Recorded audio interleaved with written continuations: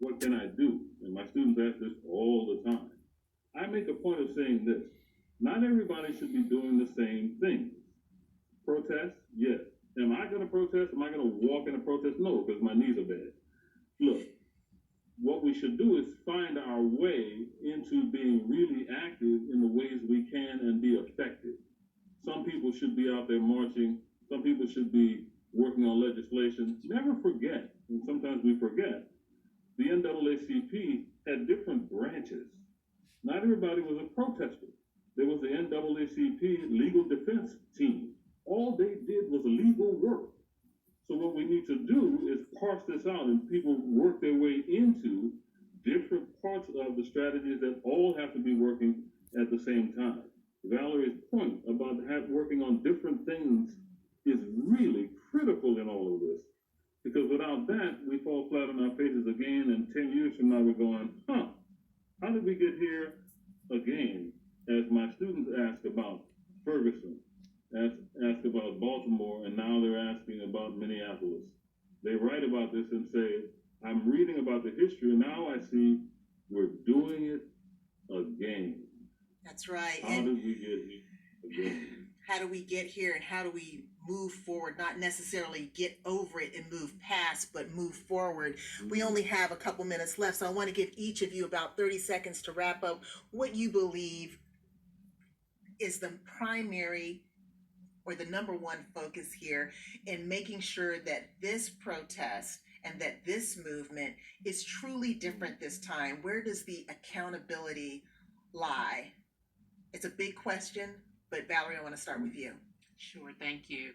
I think it is incumbent upon all of us to realize that this time we have to keep the conversation going, we have to keep the planning going, and we have to keep the action going.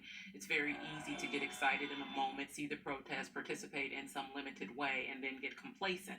I think because we were sheltered at home, we had all of this focused attention on what was going on, but now as things are opening back up, it's easy to get back to our regular lives, our new normal, and this time has to be different. We have, for those of us who've been silent in the past, we have to speak up, and we have to keep speaking up, and we have to be insistent about the things that are going to make fundamental change a reality. Ajamu, let me hear from you, please. Yeah, I just think we need to be careful about our language and stop seeing things as social unrest and riots, but rather uprisings and rebellions against these kinds of things. And that we need to continue to listen to the young people in the streets and not take experience and try to move them away from, I think, is a justified goal, and we just wish them the best. Well, young people, I'm going to take it to you, Kerwin, because we need for folks like you to be involved in the movement, and we need your voice in your leadership. So we've heard that you believe right now that we've really got to do something about policing in communities. What do you hope that is going to happen beyond that? Beyond that, I hope that we see concrete and enforceable policy change come out of this. We cannot get distracted by different moments in time and in history to forget the bigger cause and the grander scheme of things. So we should not let this man's death and many deaths at the hands of police brutality and a racist system period go in vain. So we have to work diligently, and for those who would like to donate to those who are on the front line, please donate at my website, www.rreps.net. Again, that's www.rreps.net.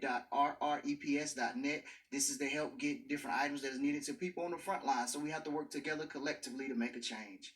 Absolutely, working together collectively. And Dr. Rupert Nacoste, 15 seconds. To live woke.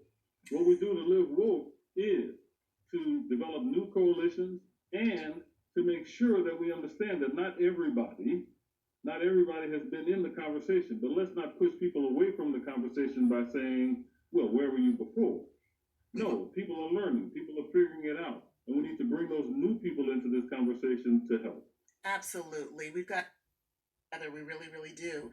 I'd like to thank Valerie Fields, Kerwin Pittman, Ajamu Dillahunt, and Dr. Rupert Nacoste for being a part of today's conversation. For more information about this program, please visit us online at unc.tv/watchthis. Thanks to all of you for joining us. For Black Issues Forum, I'm Debra Holt Noel. Stay safe and be well.